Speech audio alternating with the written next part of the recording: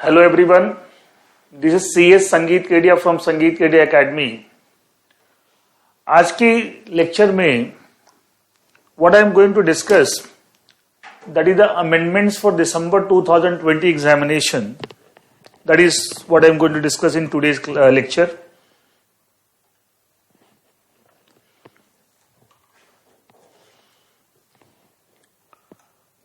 Amendments for December 2020 exam.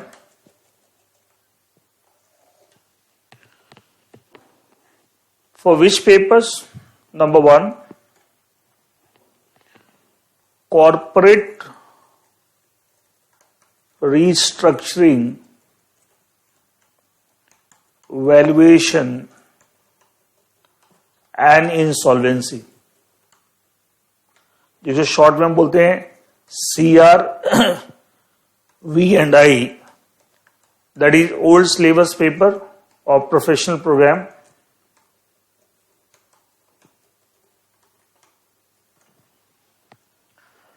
And these amendments that I am going to discuss are also relevant for the another paper, and the name of the paper, that is the corporate restructuring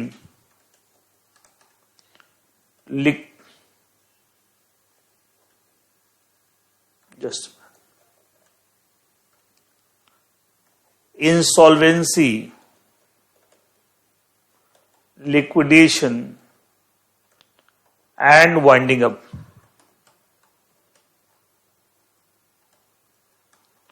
जिसको हम short बोलते हैं CRIL&WU, corporate restructuring, insolvency, liquidation and winding up। That is the paper of new syllabus professional program।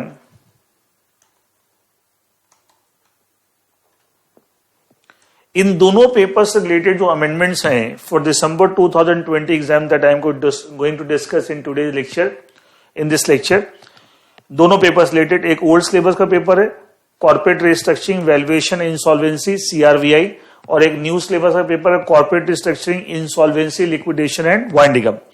बहुत ज्यादा amendments है नहीं दिसंबर 2020 exam के लिए, एंड क्योंकि बहुत ज्यादा कुछ चेंजेस आए नहीं लॉ में, लेकिन जो छोटे मोटी चीजें हैं हम डिस्कस करेंगे। अच्छा, अमेंडमेंट्स में जो डिस्कस करने जा रहा हूं किस पीरियड के, amendments of which period for these two papers, the period is that is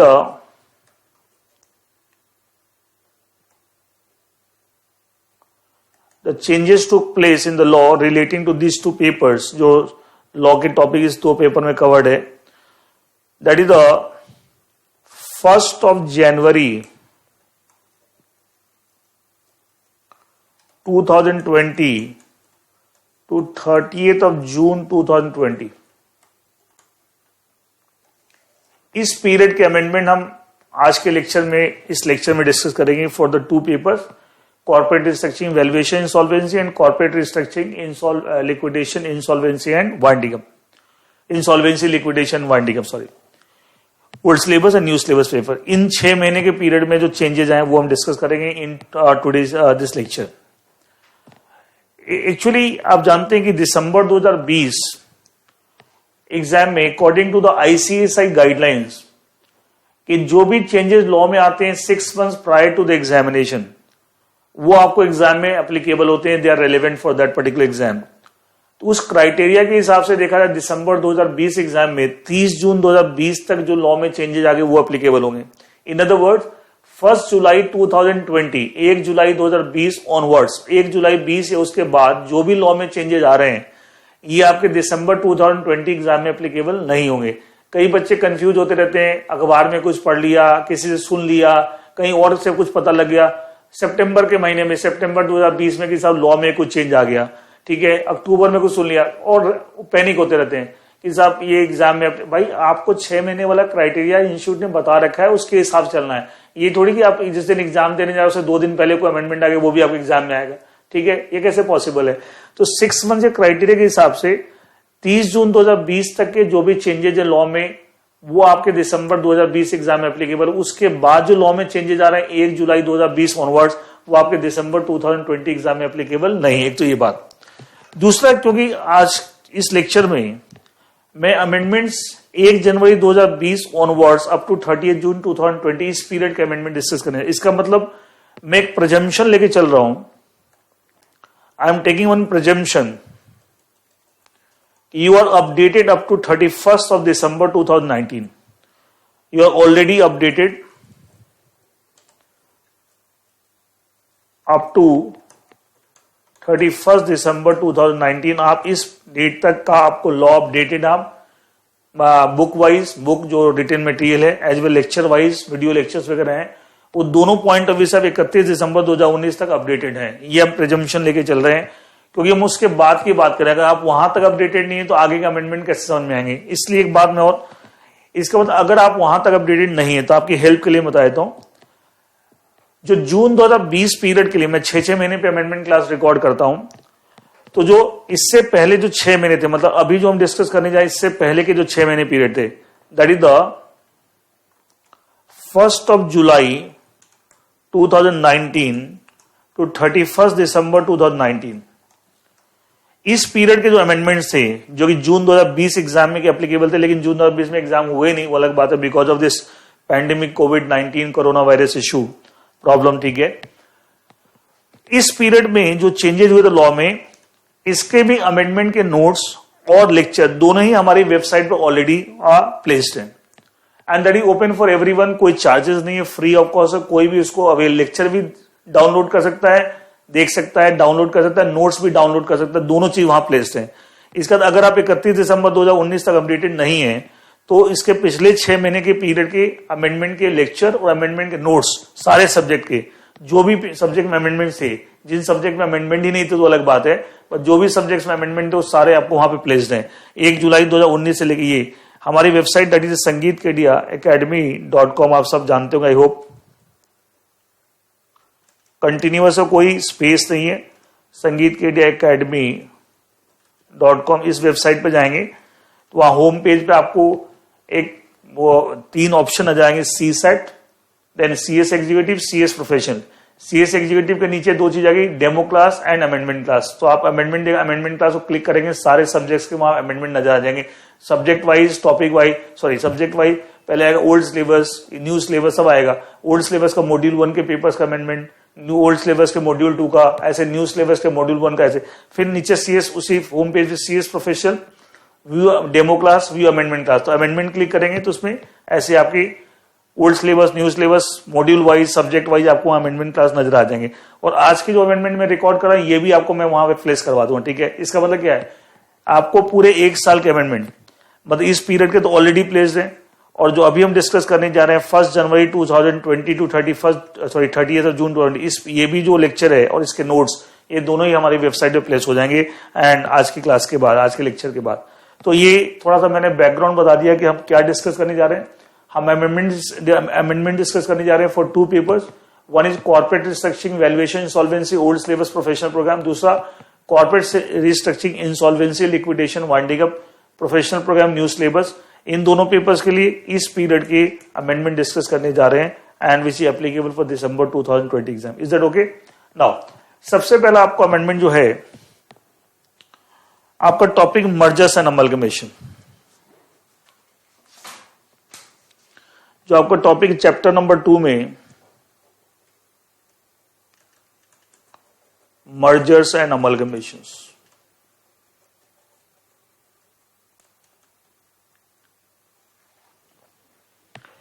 इस चैप्टर के अंदर जो सबसे पहले जो लीगल फ्रेमवर्क पढ़ते हैं, legal and regulatory framework for mergers amalgamation पढ़ते हैं ना, कॉम्प्रोमाइज अरेंजमेंट्स एंड अमलगमेशंस, उसमें section 230, section 231 and all that.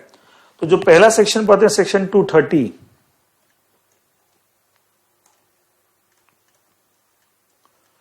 उस section 230 is relating to compromise and arrangement. और जब आपने ये पढ़ा होगा, आपने इसका लेक्चर और उसके नोट्स पढ़े होंगे, तो आपको पता लगा कॉम्प्रोमाइजमेंट में भी इन द फॉर्म ऑफ, क्योंकि एक जेनरिक टर्म है, एक स्पेस बहुत वाइड टर्म है। कॉम्प्रोमाइजमेंट में भी in the form of amalgamation, याद आपने पढ़ा रखा है सब कुछ जी। It may be in the form of reconstruction, it may be in the form of demerger. Similarly compromisement में also in the form of take over, but takeover of unlisted companies. Listed company का take over आप जानते हैं, उसके लिए भी आप एक चैप्टर पढ़ते हैं, SEBI substantial acquisition of shares and take over regulation 2011, उससे गवर्न होता है।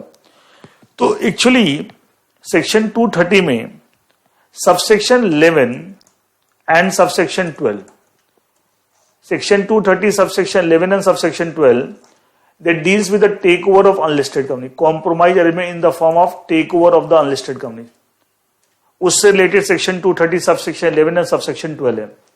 तो सेक्शन 230 सबसेक्शन 11 में लिखा हुआ है कि साहब कॉम्प्रोमाइजमेंट में टेक ओवर ऑफर भी हो सकता है, मतलब लेकिन अनलिस्टेड कंपनी का, लिस्टेड कंपनी का नहीं। लिस्टेड कंपनी का take over offer will be govern by the regulation framed by SEBI, और वो आप जानते हैं क्या नाम है उस रेगुलेशन का, SEBI substantial acquisition shares and take over regulation 2011। तो उसकी बात नहीं, सिर्फ अनलिस्टेड कंपनी की। अब जो सेक्शन 230 सबसेक्शन 11 में लिखा होगा साहब कॉम्प्रोमाइज एग्रीमेंट में include the take over offer of unlisted company, मतलब उसमें टेक ओवर ऑफर की बात भी हम कर सकते हैं अनलिस्टेड कंपनी की, मतलब वो भी सेक्शन 230 के अकॉर्डिंगली गवर्न हो सकता है। लेकिन इस सेक्शन से रिलेटेड जो रूल्स हैं, इस सेक्शन से रिलेटेड जो रूल्स हैं, रूल्स का नाम है companies compromise arrangements and amalgamations rules 2016। और इसमें सेक्शन 230 सबसेक्शन बोला कि साहब कॉम्प्रोमाइज एग्रीमेंट में भी in the form of take over offer, may include the take over offer, and वो टेक ओवर कैसे किया जाएगा, shall be made in such manner as may prescribe. तो उसकी प्रिस्क्रिप्शन मतलब in such manner government prescribe, वो rules में आएगा।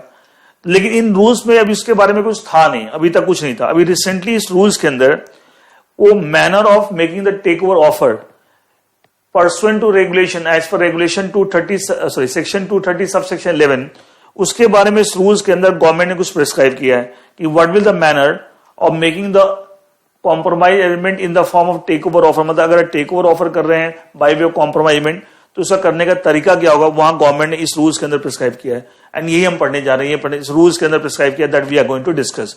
एंड से उसके लास्ट में हम 230 सबसेक्शन 12 पढ़ेंगे, एंड उस कॉन्टेक्स्ट में थोड़ी बहुत छोटा सा पॉइंट है वो लास्ट में बात करें। मेन है section 230 subsection 11, it mean section. अब देखिए मैंने जो आपको नोट्स दिए हैं इसमें मैंने सेक्शन 230 सबसेक्शन 11 देखिए मैंने क्या लिखा है, फॉलोइंग न्यू सब टॉपिक, पेज नंबर 28 पे आपकी बुक में ऑलरेडी जो पेज नंबरिंग्स हैं, पेज नंबर 28 पे जहां पे सेक्शन 230 कंप्लीट हो रहा है, सेक्शन 230 की पूरी डिस्कशन और एक्सप्लेनेशन खत्म हो रही है, वहां लास्ट में मैंने क्या लिखा है, फॉलोइंग न्यू सब topic added at the last of topic legal and regulatory framework for compromise arrangements and amalgamation। तो उसमें पहला सेक्शन आपको 230 है, उसके लास्ट में आपको पेज नंबर 28 पे ये आपको ऐड, और मैंने हेडिंग दे दी उसका जो नया सब टॉपिक ऐड हुआ, compromise arrangement in the form of take over, compromise in the form of take over. क्योंकि सारा बाकी जो discussion that is only related mergers and all that, take over से रिलेटेड कोई एक्चुअली रूल्स के अंदर कुछ था ही नहीं अभी तक, अब जाके प्रिस्क्राइब हुआ है। तो मैंने वहां देख क्या लिखा है, पहले मैं बताऊं सेक्शन 230 सबसेक्शन 11, मैं नोट्स जो आपको दे रहा हूं अमेंडमेंट के उसमें से पढ़ रहा हूं। Section 230 subsection 11 of companies act 2013 provides that any compromise may include a take over offer, और टेक ओवर ऑफर भी include in made in such manner as may prescribe. तो such manner as may prescribe वो कहां prescribe, इन rules में। इन rules में अभी तक कुछ था ही नहीं, अब जाके अमेंडमेंट के थ्रू आया है, मतलब ये रूल्स अभी अमेंड हुए हैं, उसमें आपको कुछ चीजें प्रिस्क्राइब की हैं। तो लिखा ना take over offer made in such manner as may prescribe, मतलब वो टेक ओवर कैसे किया जाएगा इस तरीके से जो गवर्नमेंट प्रिस्क्राइब करे। गवर्नमेंट अभी तक कुछ प्रिस्क्राइब किया नहीं था, इसलिए सेक्शन 230 सबसेक्शन 11 देखा जाए अभी तक इनएक्टिव था। इनएक्टिव था बाय बिकॉज एक्चुअली गवर्नमेंट ने manner of making the take over prescribe ही नहीं किया था इन द रूल्स। अब गवर्नमेंट ने प्रिस्क्राइब, इसका तो देखा जाए सेक्शन 230 सबसेक्शन 11 अब जाके एक्टिव हुआ है, अब जाके प्रैक्टिकली इंप्लीमेंट होगा। How in the case of listed company take over offer shall be made as per the regulation frame by SEBI. इसका मतलब क्या है, हम अब लिस्टेड कंपनी की टेक ओवर ऑफर की बात नहीं कर रहे, we are not talking about the take over of the listed, क्योंकि यू नो दैट आप इसी पेपर के अंदर सीआर के पेपर में ओल्ड स्लेवर न्यूज से दोनों में टेक ओवर चैप्टर पढ़ते हैं, वहां पढ़ते हैं लिस्टेड कंपनी का take over is govern by the regulation made by SEBI. The name of the regulation you all know that SEBI substantial acquisition shares and take over regulation 2011। तो इसलिए तो basically यहां पे हम जो भी बात कर रहे हैं arrangement in the form including the take over offer of the unlisted company, उसके लिए। अब देखिए इसके लिए रूल्स में क्या है, अब ये तो मैंने सेक्शन 230 सबसेक्शन 11 कोट कर दिया, एजीटी मैंने नोट्स में लिख दिया है। अब उसके बाद रूल्स में क्या है मैं वो पढ़ने जा रहा हूं। देखिए रूल्स क्या बोलते हैं, देखिए आपको मान ली एक केस ले लेते हैं, मान ली एक्स लिमिटेड एक अनलिस्टेड कंपनी,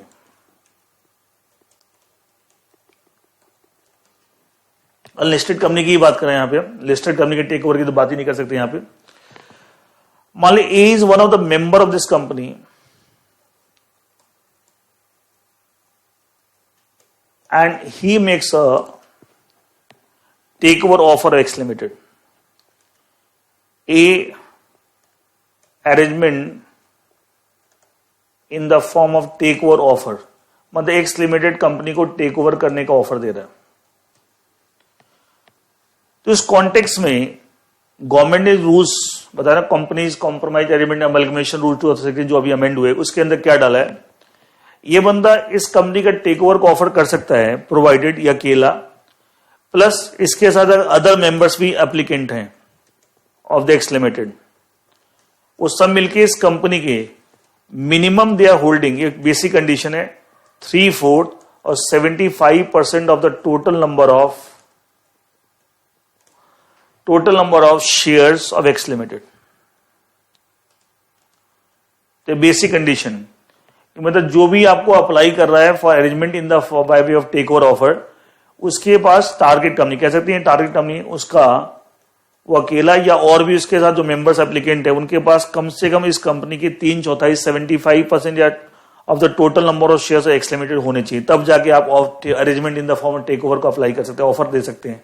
अगर आपके ये कंडीशन फुलफिल है तो you can not make a take over offer. पहली बेसिक कंडीशन तो ये, पहली बेसिक कंडीशन आपको, और आपको ऑफर क्या है, for acquiring the remaining shares, इस कंपनी की जो रिमेनिंग शेयर उसमें जो कुछ भी पार्ट, सारे रिमेनिंग शेयर या कुछ हिस्सा एक्वायर करने के लिए आप टेक ओवर ऑफर देते हैं। मतलब क्या है, you are already holding this much, जो भी टेक ओवर ऑफर दे रहा है अकेले या अदर मेंबर जो मिलकर अप्लाई कर रहे हैं, it can be one person who is applying, it can be multiple person who applying. जैसे टेक ओवर लॉ में पढ़ते हैं, they can be acquirer, they can be acquirer इधर alone along with the person acting in concert with the acquirer, similar concept है। हम यहाँ take over से भी टेक ओवर कोड अप्लाई नहीं करें, बट सिमिलर कंसेप्ट है। ऑलरेडी कितना होल्ड करें, 75, और आपका ऑफर किसी के लिए for acquiring any part of the remaining share इस कंपनी की। मान ली इनके पास एग्जाम्पल लेते हैं, मान ली जो एप्लीकेंट है इनके पास मान ली कंपनी की 80% शेयर है, 75% और मोर, बट 80 मान ली 80 है, 75 मिनिमम रिक्वायरमेंट है। तो रिमेनिंग 20% शेयर कंपनी के जिनके पास हैं उनसे आप एक्वायर करने के लिए उनमें पूरे 20% या 20% में जो भी 15%, 12%, 18% जो भी या पूरे 20% वो एक्वायर करने का ऑफर कर रहे हैं, तो आप, लेकिन पहली बेसिक कंडीशन कि आपके पास कम से कम, तब आप you can make an application to the NCLT. इसके लिए A can make the application to the NCLT for acquiring the, उसके लिए आप अपना प्रपोजल दे सकते हैं कि साहब हम, इसका मतलब बेसिकली एक कह सकते हैं इनसे एक कंपेल कर रहे हैं, जो रिमेनिंग शेयर्स हैं और जो रिमेनिंग शेयर जिन शोल्डर के पास है उनको आप कंपेल कर रहे हैं through the NCLT, NCLT apply कर रहे हैं कि भैया क्योंकि मेरे पास ऑलरेडी कंपनी के 75% उससे ज्यादा शेयर है, तो आपको रिमेनिंग शेयर भी आपको मुझे बेचने पड़ेंगे। It's a kind of compulsion against the remaining shareholder who are holding the remaining share, कि आपको बेचने पड़ेंगे। तो उसके लिए अप्लाई कर सकते हैं टू द एनसीएलटी, अपनी एक स्कीम बना के, scheme of arrangement containing the take over offer. And देखिए मैं पढ़ देता हूं, a member of the company this one shall make an application to NCLT for arrangement for what, for the purpose of takeover offer in terms of subsection 11 of section 230, बताया था section 230 subsection 11। when such member, कब apply कर सकते हैं to the NCLT for arrangement containing the takeover offer, when such member along with any other member, अकेला भी हो सकता है या और member, holds not less than 3/4 minimum 3/4 of the share, 3/4 या 75 of the shares in this company, ठीक है, ऑलरेडी आपकी पोजीशन ये है, ठीक है। एंड सच एप्लीकेशन आपने लगाई to the NCLT for has been filed for acquiring any part of the remaining shares of the company, मतलब क्या है, आप और इस कंपनी के जो रिमेनिंग शेयर्स हैं उसके कुछ भी हिस्से को और एक्वायर करने की एप्लीकेशन आप लगा सकते हैं। लेकिन पहले लिए उसकी बेसिक कंडीशन क्या है, आपके पास और प्लस अदर मेंबर जो आपके साथ दे रहे हैं उनका कम से कम कंपनी के 75% टोटल नंबर ऑफ शेयर के हिसाब से। अच्छा यहाँ बोले ना शेयर्स, तो शेयर्स का मतलब वो शेयर्स, इसमें इक्विटी शेयर आएगा जिसमें वोटिंग राइट्स हैं, और इसके अलावा और भी कोई सिक्योरिटी जैसे डिपॉजिट रिसीट पढ़ते ना, एडीआर जीडीआर, अगर उस पर भी वोटिंग राइट है वो भी, मतलब बेसिकली अगर आपको याद हो सेबी टेक और कोड भी पढ़ते हैं, वहां भी शेयर्स के डेफिनेशन में सिर्फ इक्विटी शेयर लेते हैं या ऐसी चीज लेते हैं जिसके वोटिंग राइट्स हैं। हम प्रेफरेंस शेयर भी नहीं लेते क्योंकि प्रेफरेंस शेयर वोटिंग राइट नहीं होता। एक्चुअली यहाँ भी वही कंसेप्ट दे, इसका मतलब क्या है, यहाँ भी शेयर्स का मतलब basically we are more concern about voting rights, and equity share तो एक जरिया है to reach to voting rights, मतलब इसलिए हम शेयर्स में सिर्फ इक्विटी शेयर ले रहे हैं। या और भी कुछ लिखा ना, हियर शेयर्स, जो शेयर्स हम यूज कर रहे हैं means the equity share company carrying the voting right and also includes any other securities such as deposit receipt, which entitle the holder there to exercise the voting, मतलब ऐसी कोई भी security जो voting right है तो वो consider करेंगे, जिन पे वोटिंग राइट नहीं है उनको हम यहाँ पे शेयर्स में कवर नहीं करेंगे, ठीक है। एंड ऐसा ही same similar kind of definition takeover code में भी दे रखी है ऑफ द टर्म शेयर।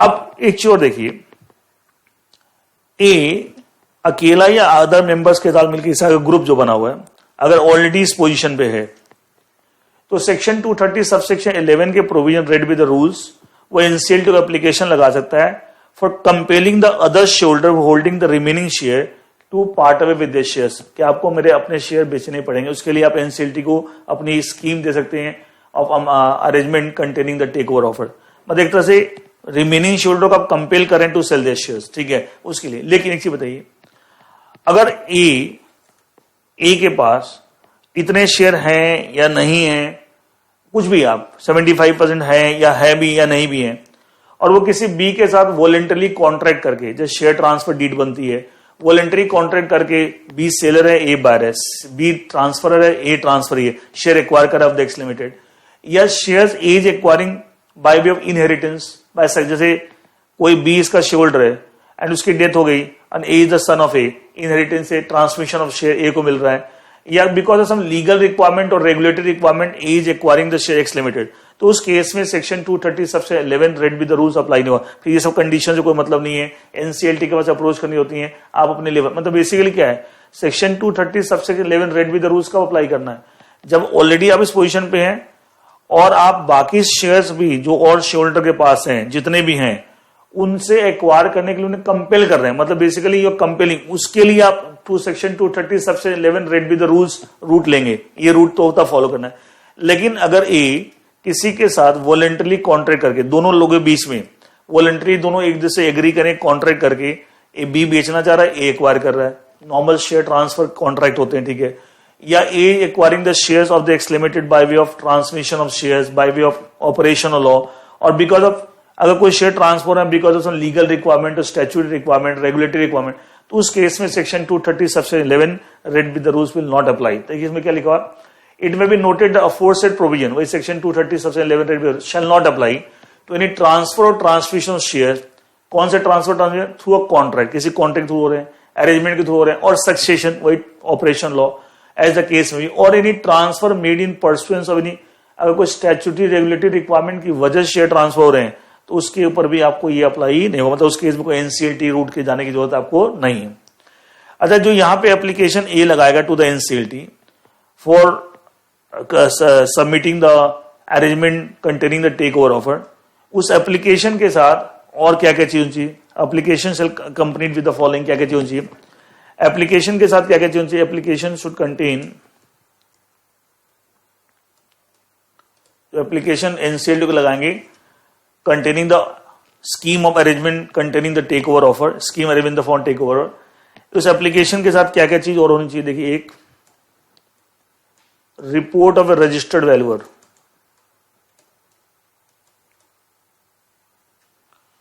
जिसमें रजिस्टर्ड वैल्यूअर ने ये डिस्क्लोज किया अपने रिपोर्ट में regarding the valuation of the shares proposed to acquire, जैसे ए इस कंपनी के जो रिमेनिंग शेयर्स हैं, जो रिमेनिंग शेयर्स हैं अदर शेयर होल्डर के बाद, उनसे एक्वायर करने का जो प्रपोजल है जिसके लिए उसने अप्लाई किया एनसीएलटी को, एंड उन शेयर्स की वैल्यूएशन किस रेट पे एक्वायर करेगा, तो उसकी वैल्यूएशन होगी ना कि सब वो ऑफर देगा to acquire the remaining share, तो at what price per share क्या रेट होगा, तो उसकी एक वैल्यूएशन होनी चाहिए, तो उसकी एक रजिस्टर्ड वैल्यूअर से आपने वैल्यूएशन करानी है और वो रिपोर्ट आपकी एप्लीकेशन का अटैच होगी, तो उसी तरह एनसीएलटी पता लगेगा कि भैया आपने एक वैल्यूएशन कराई है शेयर्स की और एक रजिस्टर्ड वैल्यूअर से, और उस वैल्यूएशन के हिसाब से रेट आया है, आप उस रेट के हिसाब से ही ऑफर दे रहे हैं, that is idea.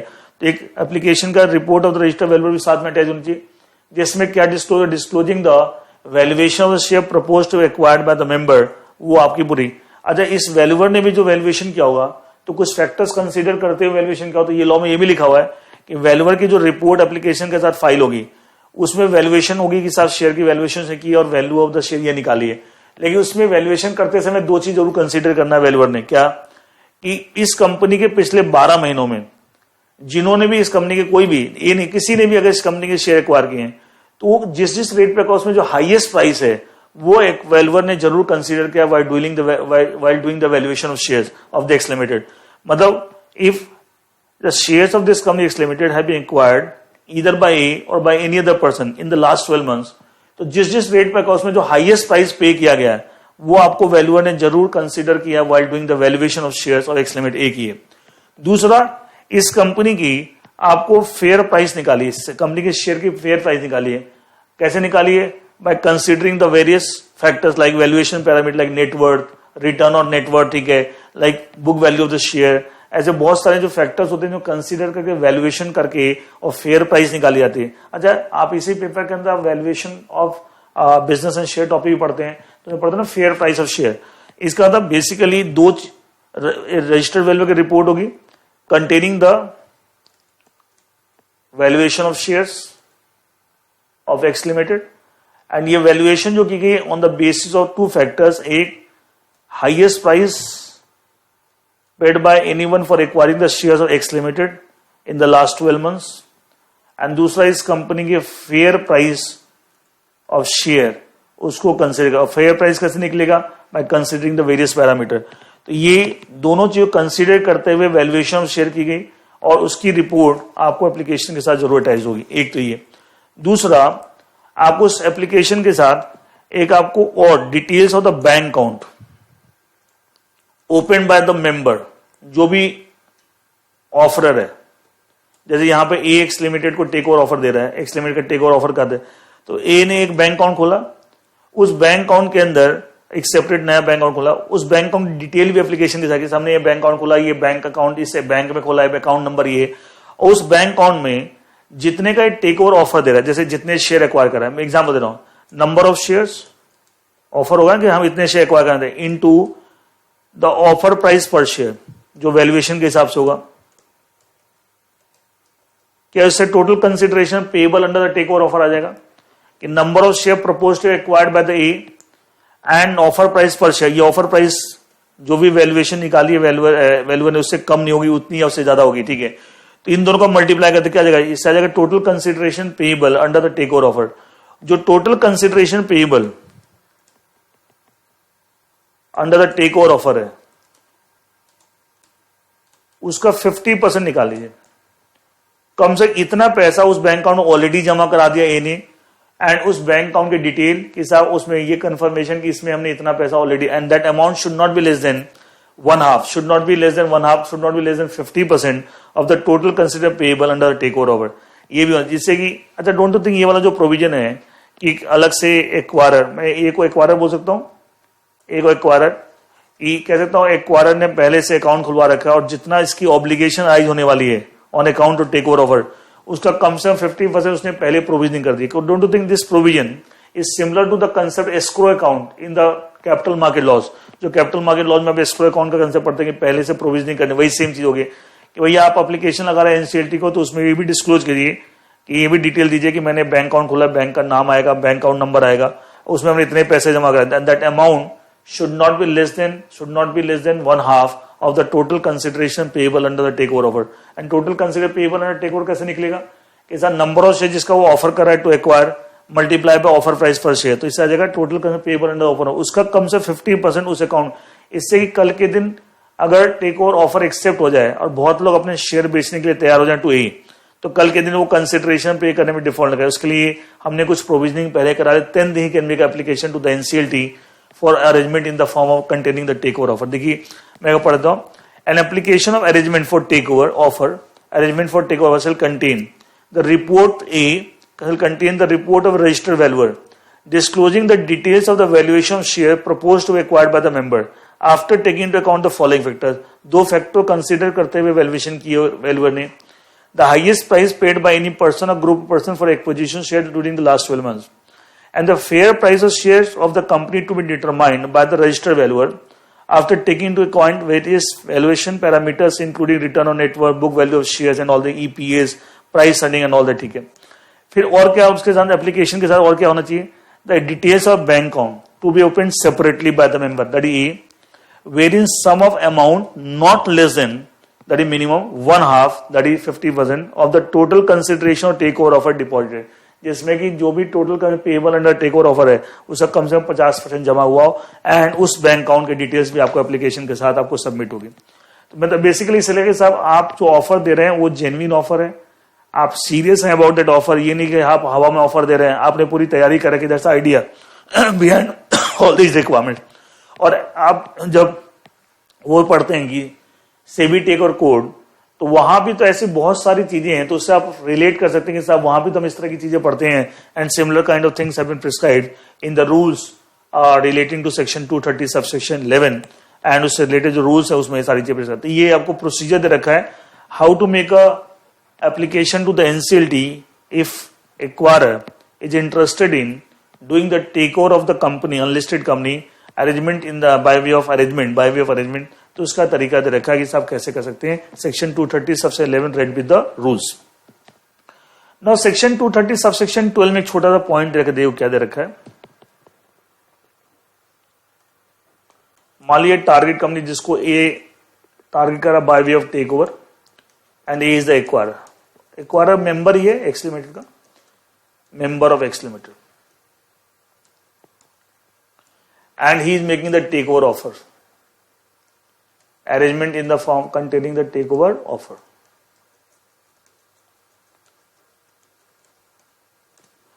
of X Limited। Section 230 subsection 12 ये बोलता है अगर इस टेक ओवर ऑफर की वजह से कोई भी के राइट्स अगर एडवर्सली इफेक्ट होते, कैसे दैट पर्सन लेट्स से वो कोई बी है, तो उसको हम एग्रीड पार्टी बोल सकते हैं। तो वो बंदा जिसको भी लगता है कि साहब उसके राइट्स ऑफ बैड इफेक्ट आ रहा है because of this take over offer made by A in respect X limited, तो this person can make a complaint और application to the NCLT, and it can make an application. इसका form है NCLT 1, form का नाम क्या है NCLT 1, along with the fees of rupees 5,000 along with the prescribed documents। कि साहब मेरी ये शिकायत है, मेरी ये परेशानी है, this will be the bad effect on my rights because of this takeover offer, whatever। This agreed party may apply to the NCLT in which form NCLT 1 along with the fees of 5,000 along with the prescribed documents। जब ये ऐसे application NCLT को लगाएगा B agreed party against the take over की साहब इस offer जिसकी वजह से मेरे राइट्स बैठ, फिर NCLT will hear the B agreed party और सुनने का NCLT को लगे सही में उसके राइट्स में बैड इफेक्ट आ रहा है नहीं आ रहा, एंड उसके accordingly appropriate orders will be pass by the NCLT, appropriate orders will be pass. अगर लगता है सही में बी के राइट्स के ऊपर बैड इफेक्ट आ रहा है तो NCLT कुछ उसके फेवर में ऑर्डर पास है बी के, ठीक है, मतलब what NCLT has to take a call. तो ये छोटा सा प्रोविजन दे रखा है सेक्शन 230 सब सेक्शन 12। देखिए मैं पढ़ रहा हूं, section 230 sub section 12 of companies act 2013 provides that an aggrieved party जैसे बी एग्रीड पार्टी किससे aggrieved because of take over offer may make an application to the NCLT in the कब application in the event of any grievances with respect to take over of the unlisted company. बता दें यहाँ unlisted company की बात कर रहे हैं, अगर जो ग्रीवेंसेस हैं, कोई शिकायत है, कोई परेशानी relative take unlisted this one unlisted company, in form किस फॉर्म में अप्लाई करेगा to the NCLT, in form NCLT 1 along with the fees of 5,000 and a prescribed document, and the NCLT may on such application जब भी application on may on pass such orders as it may deem fit, और the NCLT suitable orders पास करेगी when such application made। तो ये 230 subsection 12 में remedy दे रखी है कि how to apply for remedy in case you get affected, your rights get affected because of takeover offer made by someone as per section 230 subsection 11। तो ये section 230 subsection 11 and section 230 subsection 12 mainly subsection 11 था, and इससे related rules वगैरह आए थे तो सारे detail मैंने बता दिया। तो मैंने बताया कि जहां पे आपका सेक्शन 230 कंप्लीट हो रहा है तो उसके बाद एक नया सब टॉपिक ऐड कर दिया, 230 पूरा पढ़ लीजिए, पूरा 230 सेक्शन और उसकी एक्सप्लेनेशन, ठीक है। उसके बाद पेज नंबर 28 पे एक नया टॉपिक मैंने सब टॉपिक ऐड कर दिया है कॉम्प्रोमाइज में in the form of take over. उसमें सेक्शन 230 उससे रिलेटेड रूल्स, एंड फिर सेक्शन 230 सबसेक्शन 11 उससे रिलेटेड रूल्स को, एंड फिर लास्ट में section 230 subsection 12।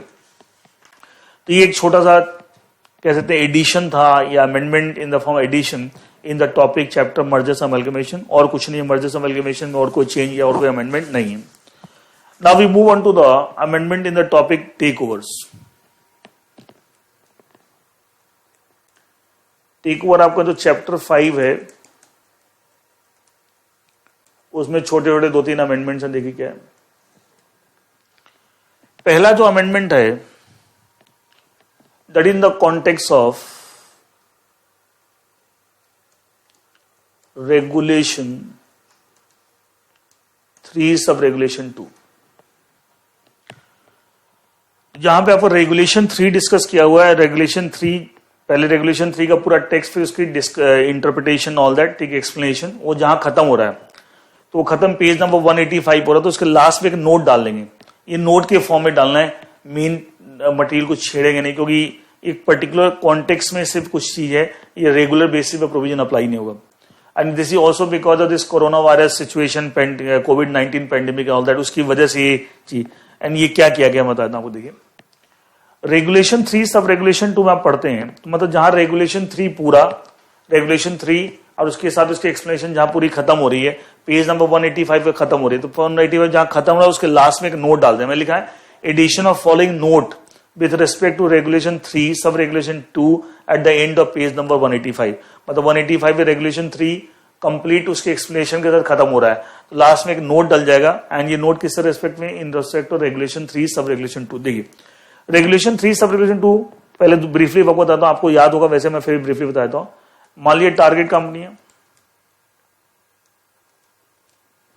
Regulation 3 sub regulation 2 किसका, SEBI substantial acquisition shares and take over regulation 2011। A के पास मान लिया ऑलरेडी इस कंपनी के 25% और मोर शेयर बट लेस देन 75%, ये पढ़ते हो ना, already holding, creeping acquisition, creeping regulation 3 sub regulation, creeping acquisition या कंसोलिडेशन ऑफ होल्डिंग्स, ऑलरेडी 25% और मोर बट लेस देन 75%।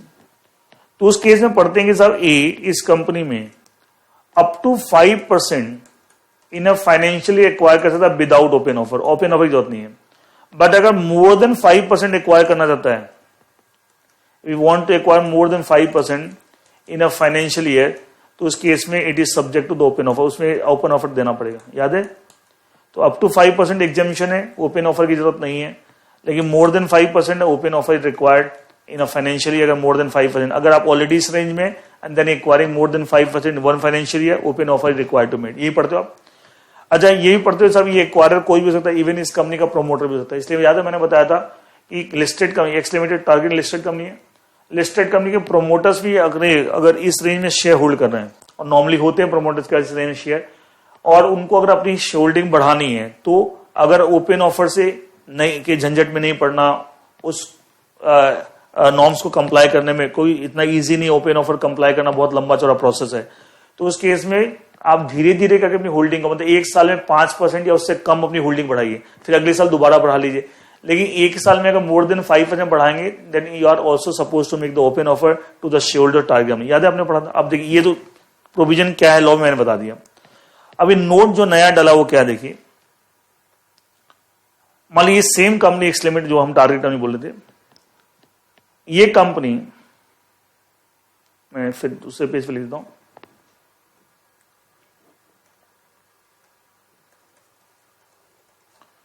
मान लिया एक प्रेफरेंशियल इश्यू ऑफ शेयर करती है,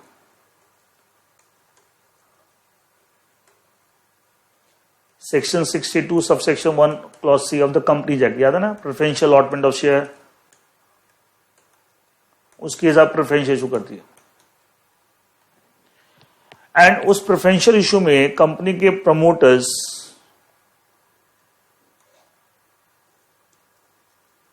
मान ली A is the promoter of X limited, वो शेयर लेता है, और ए की होल्डिंग मान ली ऑलरेडी 25% मोर बट लेस 75%, तो 3(2) में फॉल कर, रेगुलेशन 3 सब रेगुलेशन 2 में फॉल कर रहा है। अगेन 5% है तो कोई प्रॉब्लम नहीं, 5% ऊपर जाएंगे तो ओपन ऑफर। लेकिन अब इन्होंने क्या कर दिया है, अगर ये कंपनी प्रेफरेंशियल इशू शेयर कर रही है और ये प्रोमोटर अगर शेयर एक्वायर ऑलरेडी इस रेंज में शेयर होल्ड कर रहा है और एक्वायर कर रहा है more than 5% but up to 10%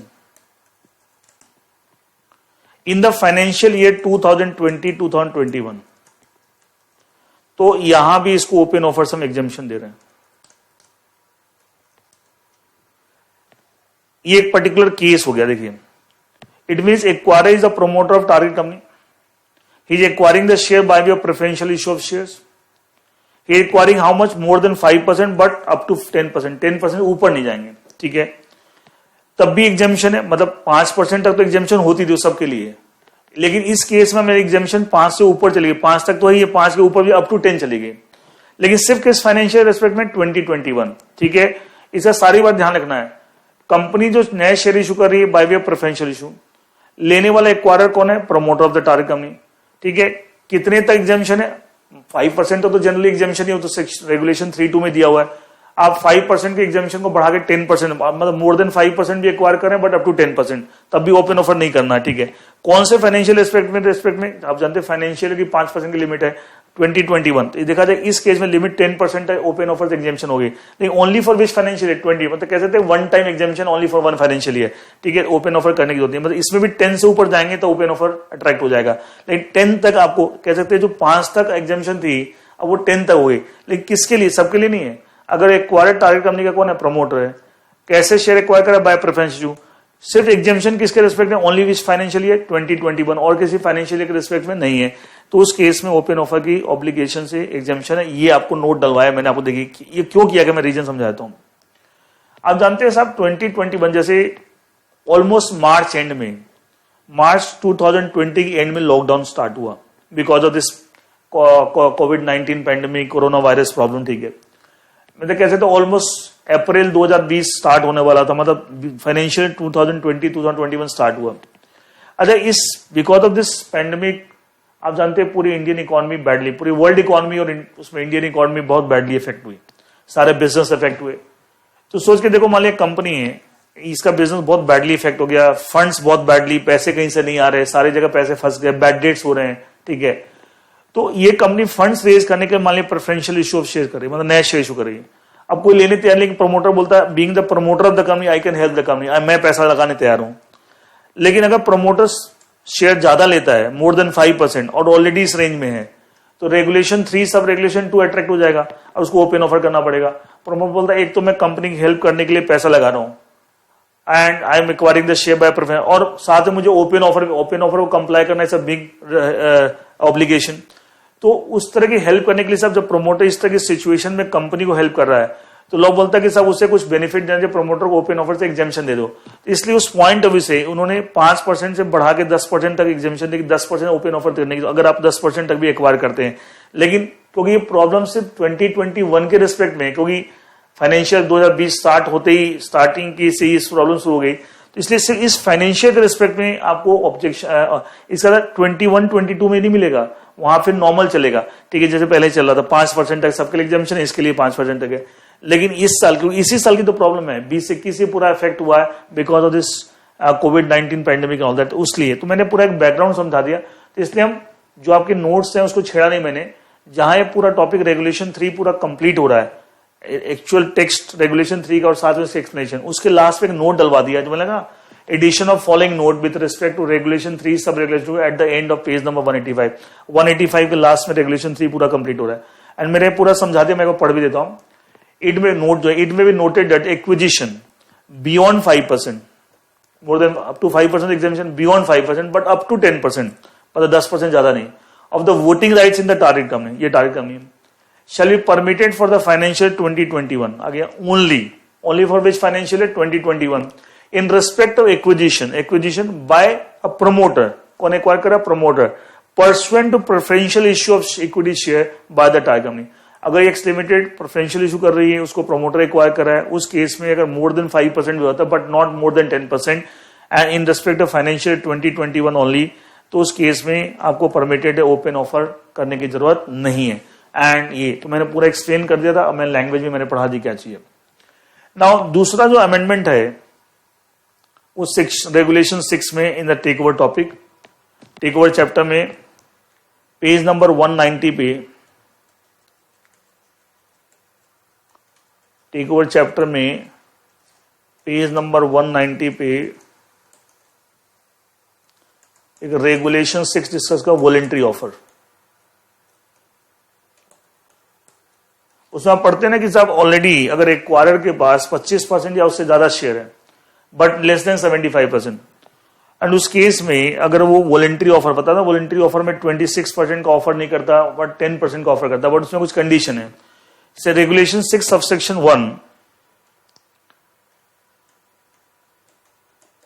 के साथ एक प्रोविजो है। Regulation 6 subsection 1 regulation 6 sub regulation में प्रोविजो क्या बोलता है कि साहब आप वॉलंटरी ऑफर के लिए एलिजिबल कब होंगे? अगर पिछले 52 वीक्स में एक्वायरर ने एक्स लिमिटेड कंपनी के क्रीपिंग एक्विजिशन जो लिमिट है 5% की in a financial year, without open offer आप ले सकते हैं। लेकिन अगर आप वॉलंटरी ऑफर के एलिजिबल बनते तो आपने ये भी विदाउट ओपन ऑफर नहीं लिया। मतलब क्या है, अगर आपको याद हो, मतलब अगर आपने 5% तक भी शेयर एक्वायर किए कर सकते हैं इन अ फाइनेंशियल ईयर एंड, लेकिन विदाउट ओपन ऑफर, फिर आप वॉलंटरी ऑफर रूट के लिए आप एलिजिबल नहीं। याद है आपको, आप उसके लिए एलिजिबल होने के लिए क्या कंडीशन है, इन the last 52 weeks acquirer must not have acquired any shares with in the limit of 5% without open offer. मतलब विदाउट ओपन ऑफर आपने कोई भी शेयर एक्वायर नहीं किया, तब आप वॉलंटरी ऑफर दे सकते हैं उसके एलिजिबिलिटी के। ये प्रोविजन में दे रखा है, provision of regulation 6 of regulation 1। अब जहां पे ये एक्चुअली आपके रेगुलेशन 6 के सेकेंड पैराग्राफ में, रेगुलेशन 6 आपके बुक में रेगुलेशन 6 जो पैराज में है, सेकेंड पैरा के अंदर ये प्रोविजन डिस्कस किया हुआ है। तो उसी पैरा के अंदर लास्ट में एक सेंटेंस ऐड करा दिया है, ये भी कोरोना वायरस के चक्कर में आपको हुआ है। इट में भी, मतलब जहां पे सेकेंड पैरा खत्म हो, ये जो चीज है रेगुलेशन 6 सब रेगुलेशन प्रोविजो, ये कहां पे second para of this topic वहां डिस्कस किया हुआ। Second para of this topic voluntary offer regulation वहां डिस्कस किया हुआ। उसमें एक लास्ट में एक सेंटेंस लगा दिया, it may be noted that the relaxation from the first provision granted till March 31, 2021। मतलब क्या है, ये जो प्रोविजो दे रखा है एंड प्रोविजो में कंडीशन दे रखी है, इससे 31 मार्च 2021 तक आपको रिलैक्सेशन है। मतलब ये कंडीशन नहीं भी अगर फुलफिल करते हैं जो प्रोविजो में है कि साहब विदाउट ओपन ऑफर आपने कोई भी शेयर एक्वायर नहीं किया even with in limit of 5%, ये वाली रिलैक्सेशन आपको कंडीशन बिना फॉलो किए हुए भी आप वॉलंटरी ऑफर के एलिजिबल है। ये रिलैक्सेशन कब तक की, ओनली अप टू 31 मार्च 2021, वही 20-21 फाइनेंशियल। मतलब फिर ये कोरोना, मतलब थोड़ी सी लिबरल प्रोविजंस को लिबरल किया गया कि कोरोना वायरस के चक्कर में बहुत सारी ट्रांजैक्शंस पे दिक्कत आ रही थी, तो इसलिए लिबरल। तो इसका मतलब क्या है, जो first provision of regulation 6 sub regulation 1 में कंडीशन है कि within 52 weeks acquirer must not have acquired the share even within the limit of 5% without open offer in order to be eligible voluntary offer. ये वाला जो pro condition है आपको relax किया जा रहा है। ये कंडीशन आपको बिना फॉलो किए हुए भी आप वॉलंटरी ऑफर करने के लिए एलिजिबल होंगे। लेकिन ये रिलैक्सेशन सिर्फ कब तक है, 31 मार्च 2021 तक है। उसके बाद ये इलेक्शन नहीं, उसके बाद फिर नॉर्मल प्रोविजन ही हो जाएंगे। तो एक छोटा सा एक सेंटेंस ऐड हो गया eight the end of the second para which talks about this provision, next page number 1 same chapter में, टेक ओवर चैप्टर में, पेज नंबर 196 जो आप पढ़ते हैं ना, वहां general exemption for regulation 3 and 4, मतलब रेगुलेशन 3 and 4 से एग्जेम्पशन आपको उसमें सेक्शन रेगुलेशन 10 पढ़ते हैं। तो रेगुलेशन 10 में पेज नंबर 196 पे लास्ट में एक पॉइंट ऐड हो गया एंड वो रेगुलेशन 10(2) भी है, general exemption from regulation 3 and 4। तो उसमें पेज नंबर 196 में लास्ट में मैंने एक ऐड किया एक पॉइंट, रेगुलेशन 10(2)(b). 10(2)(b) नया ऐड हुआ है, सब रेगुलेशन 2 भी नया ऐड हुआ है अमेंडमेंट, दिस वन। वो क्या बोला देखिए आपको, मान लीजिए कंपनी है और इस company having the stress assets, ये एक नया कंसेप्ट आया। ऐसी कंपनीज अगर प्रेफरेंशियल इश्यू ऑफ शेयर करती हैं, स्ट्रेस एसेट का मतलब क्या भाई, बहुत सारे आपके बैंक्स वगैरह से लोन ले रखे हैं, लोन और लोन्स को रीपे करने के लिए सिक्योरिटी कंपनी के एसेट्स के ऊपर है। अब बैंक लोन रीपे नहीं कर पाया तो बैंक उन एसेट्स को बेचने की बात करे, उससे आपका बिजनेस अफेक्ट हो जाएगा। इनमें your company having the stress assets, मतलब बहुत सारे बोरोवर्स हैं, उन बोरोवर्स का आपके एसेट के ऊपर राइट है, सिक्योरिटी है, और अगर वो एसेट्स बेच दिए बोरोवर्स ने तो कल के दिन आपका पूरा बिजनेस अफेक्टेड हो जाएगा। तो इस तरह कंपनी होती है company having the stress assets. अच्छा, आई डोंट टू थिंक साहब ये भी कोरोना वायरस के चक्कर में बहुत सारी कंपनी ये प्रॉब्लम फेस कर रही है कि साहब उनके they have become the company having the stress assets. तो उनके कॉन्टेक्स्ट में कि साहब वो अपनी कंपनी को बचाने के लिए कुछ फंड्स रेज कर सकते हैं bye issuing the new share, by way of preferential issue of shares by section 62(1)(c). तो इस केस में अगर आप प्रेफरेंशियल इशू ऑफ शेयर करते हैं बिकॉज यू आर कंपनी है, तो उस केस में एक रेगुलेशन अट्रैक्ट हुआ, regulation 164A of SEBI ICDR regulation, ये नंबर से पता लगा नया ऐड हुआ है, ये भी अमेंडमेंट से ऐड हुआ है। इट मीन्स अगर ये company is a company having the stress assets और अपने आप को बचाने के लिए कुछ फंड्स रेज करना चाह रही है bye way of preferential share, तो उस केस में ये रेगुलेशन अट्रैक्ट हो, regulation 164A of SEBI ICDR regulation 2018। Now अगर इस सिचुएशन है और इस situation company preferential issue share कर रही है, तो ऐसे केस में मान लिया कोई ए एक्वायरर इस कंपनी के शेयर्स एक्वायर कर रहा है, ये प्रेफरेंशियल इशू कर रही है, इस company having the stress asset and it is being governed by the provision of regulation 164A of the CBI, उसके अकॉर्डिंग मतलब इसको फॉलो करते हुए आप प्रेफरेंशियल इशू कर रहे हैं। उस केस में कोई एक्वायरर जब ये इशू करे तो कोई एक्वायर करेगा। मान ली एक्वायरर की होल्डिंग 25% के लेवल पर, पहले एक्वायरर की होल्डिंग इस कंपनी में जो भी थी या नहीं थी, नाउ एक्वायर करने 25% लेवल पे पहुंच गई, तो रेगुलेशन 3(1) अट्रैक्ट हो जाएगा। या एक्वायरर का इस कंपनी पे कंट्रोल आ गया तो रेगुलेशन 4 अट्रैक्ट हो जाएगा। तो लॉ बोलता है अगर इस कारण से रेगुलेशन 3(1) अट्रैक्ट हो रहा है, रेगुलेशन 4 अट्रैक्ट हो रहा है, फिर भी आपको ओपन ऑफर देने की जरूरत नहीं है, ये exempted from the open offer. मतलब 3(2) से एग्जेम्पशन नहीं है, 3(1) से और रेगुलेशन 4 से is exemption. It means that if there is a company which is having the stress assets, that company is in order to generate the fund to save the company by way of preferential issue of shares governed by वो preferential issue कर रहे हैं as per regulation 164A of SEBI IC regulation। तो वो preferential issue में अगर कोई share acquire कर रहा है, किस तरह से ए इस कंपनी की हेल्प कर रहा है बाय परचेजिंग द शेयर, कोई कंपनी की हालत तो ठीक नहीं है और वो कंपनी की हेल्प कर रहा है bye purchasing the share that company, तो लॉ बोलता है ऐसे केस में अगर ए रेगुलेशन 3(1) में फॉल भी कर जाता है या रेगुलेशन 4 में फॉल भी करता है, तब भी इसे ओपन ऑफर करने की जरूरत नहीं है and A is exempted from the open offer. ये भी एक एग्जेम्पशन आ गया नया, एंड उसके लिए रेगुलेशन 10 में एक नया सब रेगुलेशन क्या, सब रेगुलेशन 2B। तो ये मैंने आपको जहां पे topic general exemption for regulation 3-4 चला, उसी पेज पे लास्ट में ऐड करा दिया रेगुलेशन 10(2B)। देखिए लिखा Addition of following general exemption from regulations 3 and 4, page number 196. Addition of following point at the last of page number 196. तो ये 3 and 4 वाला पेज 190 कंप्लीट हो लास्ट में। देखिए एनी एक्विजिशन ऑफ शेयर्स ए और वोटिंग राइट्स और कंट्रोल, शेयर्स एक्वायर करा या कंट्रोल एक्वायर करा, शेयर्स ऑफ वोटिंग या control of the target company by preferential issue, bye way of preferential issue in compliance with regulation 164A of SEBI ICDR regulation 2000।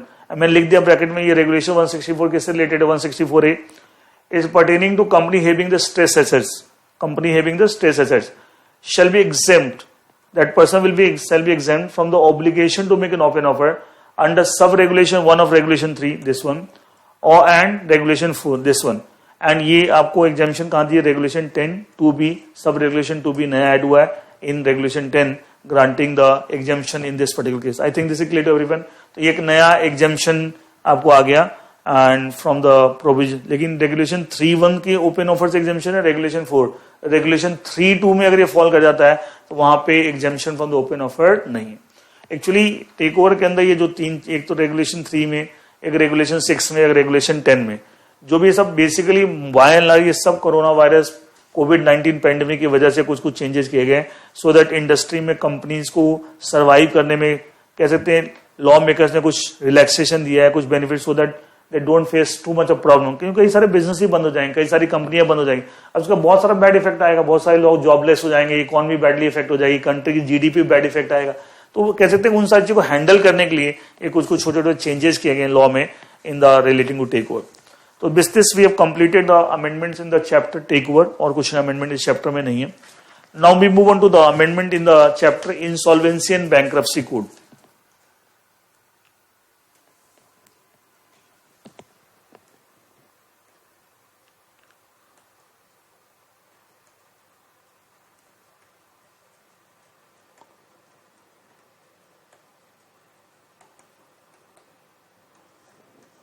Again इसमें भी छोटे छोटे दो चेंजेस देखें, insolvency and bankruptcy code 2016। Again ये भी mainly inspired by again कोविड-19 problem. देखिए पहला चेंज है आपका, जब आप corporate insolvency resolution process start करते हैं टॉपिक, एंड उसमें एक पढ़ते हैं सेक्शन 4 में दे रखा है कि साहब किसी कॉर्पोरेट डेटर के अगेंस्ट, मान लीजिए एक्स लिमिटेड एक कॉर्पोरेट डेटर है,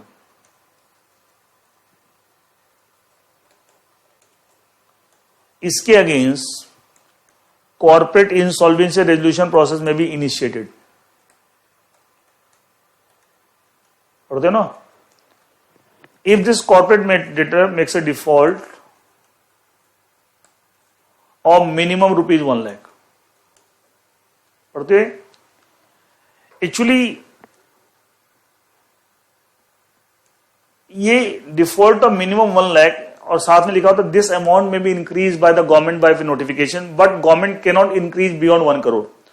एक्चुअली सेक्शन 4 में बात ये भी है कि साहब against a corporate debtor an application for initiating the corporate insolvency process may be made provided that corporate debtor makes a default of minimum ₹1,00,000 not less than ₹1,00,000।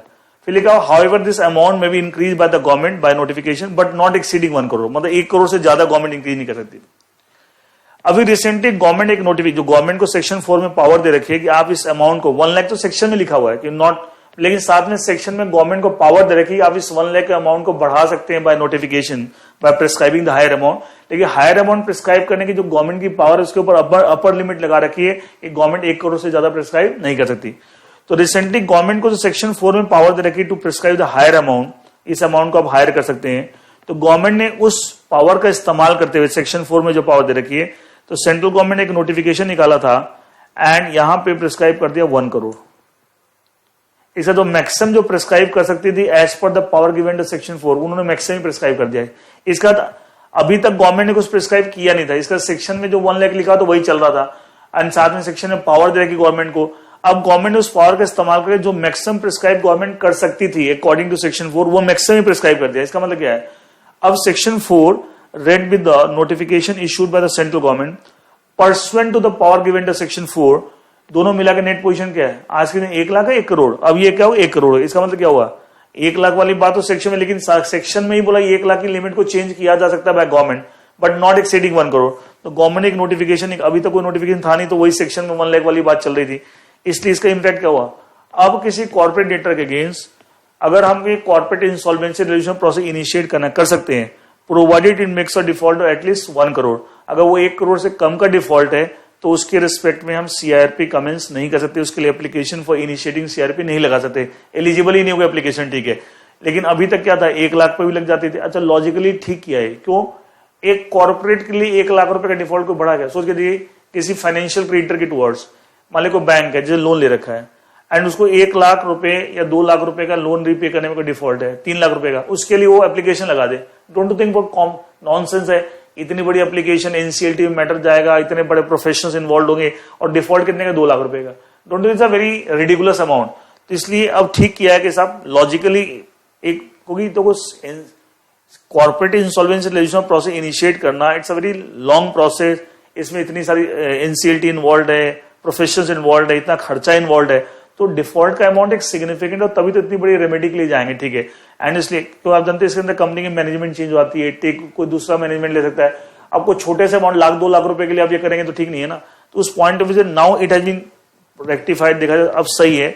तो अब 1,00,000 वाले, इसलिए मैंने नोट्स पे मैंने क्या, जहां पे 1,00,000 लिखा हुआ था ना, साथ में मैंने लिखा हुआ था सेक्शन 4 के अकॉर्डिंगली एक गवर्नमेंट इसको बढ़ा के 1 करोड़ तक कर सकती है, तो वहां मैंने वो हटाई दिया गवर्नमेंट को। गवर्नमेंट को जितना बढ़ा सकती थी, जो गवर्नमेंट को पावर है सेक्शन 4, गवर्नमेंट ने मैक्सिमम बढ़ा दिया, तो वो लिखने के होते हैं, तो सीधे में लिख दिया है मैंने वो पूरा पैराग्राफ जहां पे लिखा हुआ था, पूरा पैराग्राफ में लिखा था corporate insolvency resolution process can be commence when a corporate debtor commits a default, the default should be minimum ₹1 crore.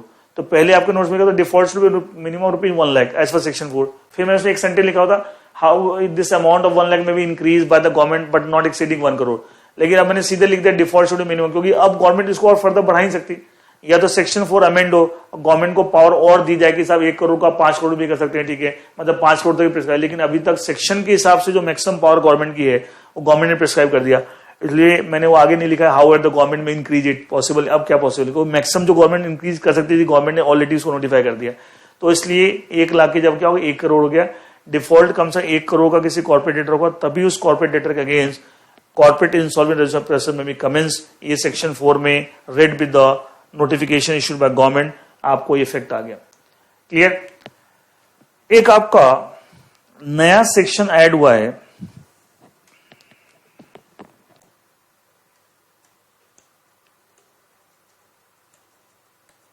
Added section 10A।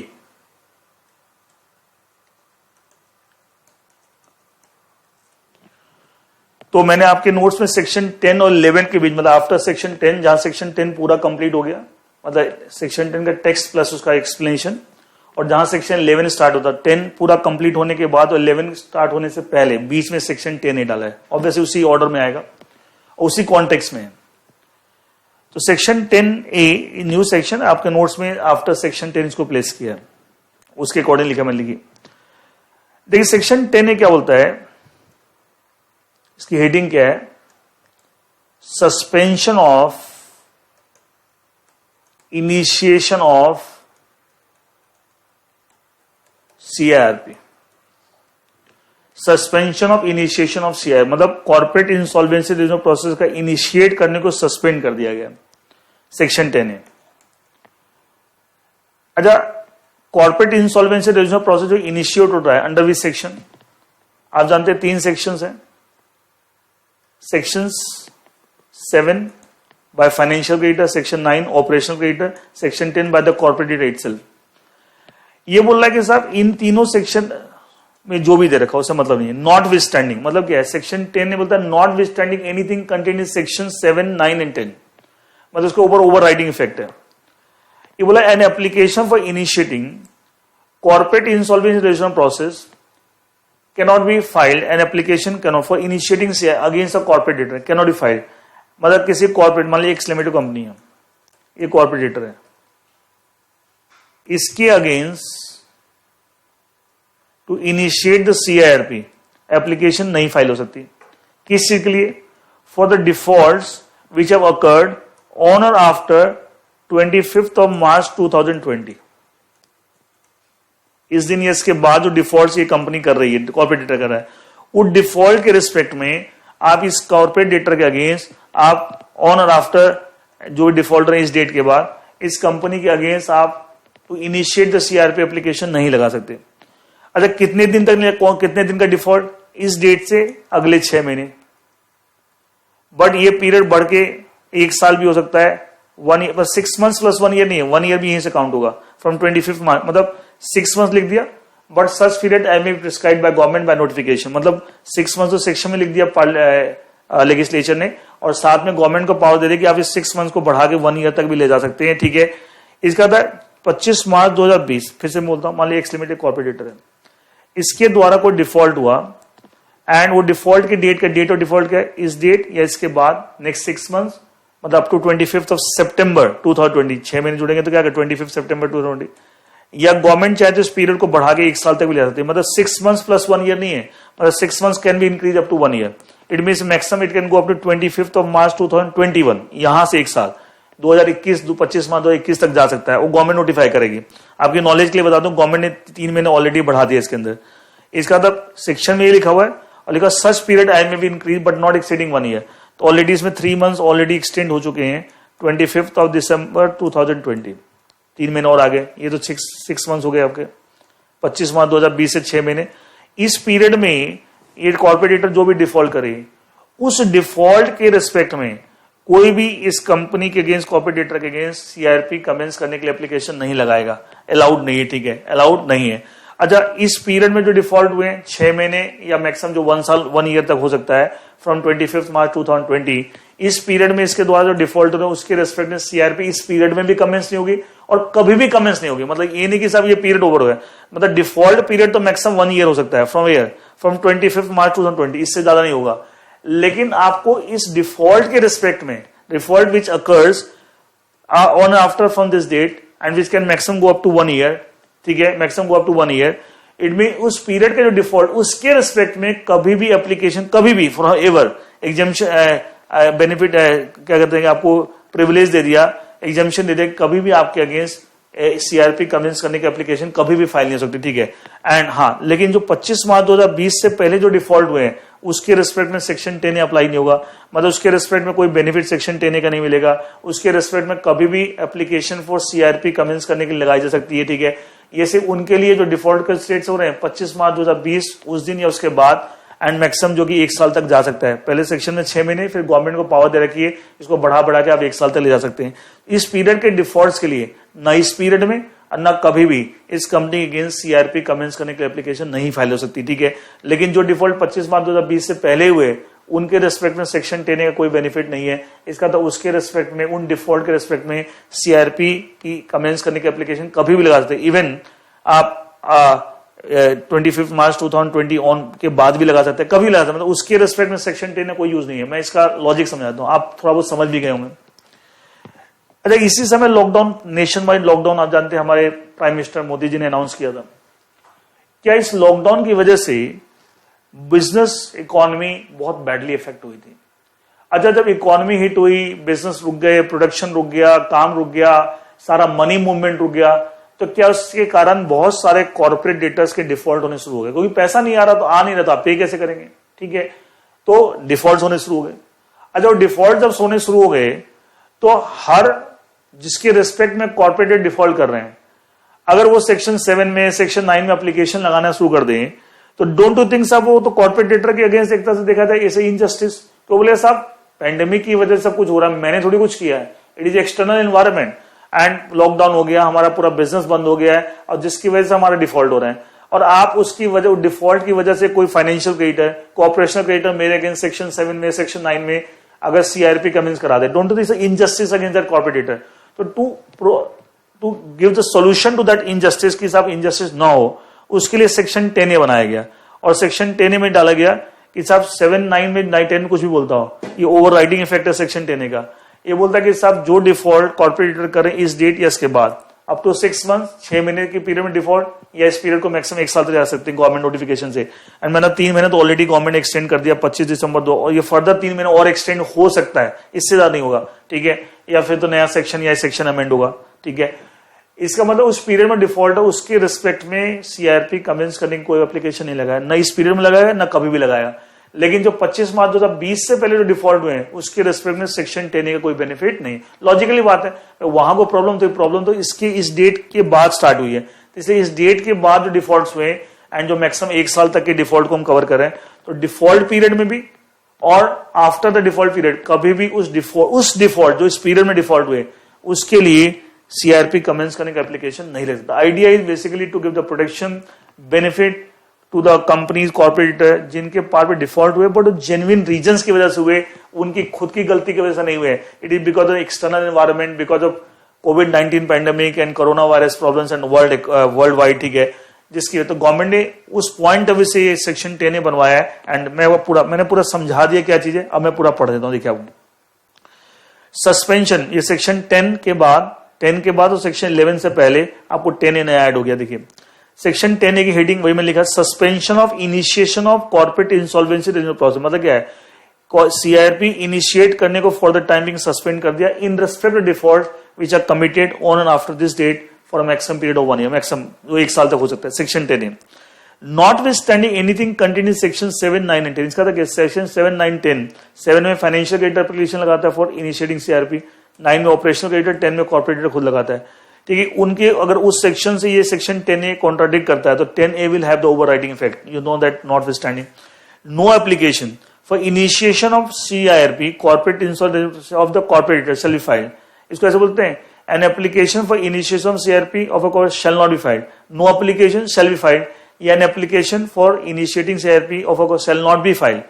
Shell not be filed, no को मैं यहां लिया, शैल नॉट, नो वर्ड को यहां लिया, shall not be filed for in default, which default which is arising on and after 25th March 2020 for a period of 6 months, 6 महीने तक के डिफॉल्ट इस डेट से 25th of September 2020 और for such other further period, ये इसके बाद further period भी हो सकता है, not exceeding 1 year from such date का मतलब क्या है 25th March 2020, इससे 1 साल से जाने होगा। एज में भी नोटिफाइड इन दिस बिहाफ, तो गवर्नमेंट ने ऑलरेडी 3 महीने का नोटिफिकेशन तो ऑलरेडी ला दिया है, मैं आपके नॉलेज के लिए बता रहा हूं। एंड ये 25 दिसंबर 2020 तक चला गया, ठीक है। इसका मतलब इस पीरियड से 6 महीने के डिफॉल्ट या इस फर्दर पीरियड आई में notified but not exceeding 1 year and maximum हो सकता है। एंड गवर्नमेंट ने 6 का 3 महीने का नोटिफिकेशन ऑलरेडी निकाल दिया इसके ऊपर। इट में भी नोटेड, अच्छा मतलब इस पीरियड के जो डिफॉल्ट है उस पीरियड में भी आप उसके अगेंस्ट सीआरपी कमेंस नहीं कर सकते, और कभी भी नहीं कर सकते, ये भी लिखा हुआ, it may be noted that no application shall ever be filed, कभी भी नहीं फाइल सकते for initiation of CIRP of a corporator for the set default. Set default का मतलब क्या है? And during the occurring during the set period. Set period का मतलब क्या है? 25 मार्च 2020 ऑनवर्ड्स, एंड जो कि मैक्सिमम 1 साल का होता है। मतलब वो डिफॉल्ट जो सेक्शन 10A में दे रखे हैं, कौन से पीरियड में, उस जो पीरियड वहां दे रखा है उस पीरियड के डिफॉल्ट के लिए आप कभी भी उस कॉर्पोरेट डेटर के अगेंस्ट CIRP कमेंट्स नहीं कर। मतलब ये हमेशा के लिए एग्जामिशन, हमेशा के लिए बेनिफिट दे दिया, जिससे कि जो रीजन बियॉन्ड देयर कंट्रोल की वजह डिफॉल्ट है, जिसके लिए अननेसेसरली सफर ना करें, इसलिए लिख दिया। अच्छा, एक जो 25 मार्च 2020 से पहले डिफॉल्ट हुए थे उसमें कोई सेक्शन 10A का कोई यूज नहीं है, एंड वहां पे सेक्शन 10A कोई बेनिफिट वो लिखी। इट में further B noted that the aforesaid provisions of section 10A shell not apply to any default committed under section 7, 9 and 10 occurred before 25th March 2020। मतलब 25 मार्च 2020 से पहले जो डिफॉल्ट हुए थे उस पर सेक्शन 10A आपको अप्लाई नहीं हुआ। इसका मतलब 10A अप्लाई नहीं होने का मतलब क्या है? वहां कोई सस्पेंशन नहीं ऑफ द इनिशिएटिंग CIRP। अगर वो डिफॉल्ट के रिस्पेक्ट में कोई फाइनेंशियल क्रेडिटर या ऑपरेशनल क्रेडिटर अगर इनिशिएट CIRP एप्लीकेशन लगाना चाहे लगा सकता है, उस पर कोई सस्पेंशन नहीं है। मतलब सेक्शन 10A के प्रोविजन वहां पे अप्लाई नहीं होंगे। लॉजिकल भी कि उससे पहले कोई कोरोना वायरस की प्रॉब्लम थी तो लॉकडाउन सबसे स्टार्ट हुआ, उसी कॉन्टेक्स्ट में किया गया।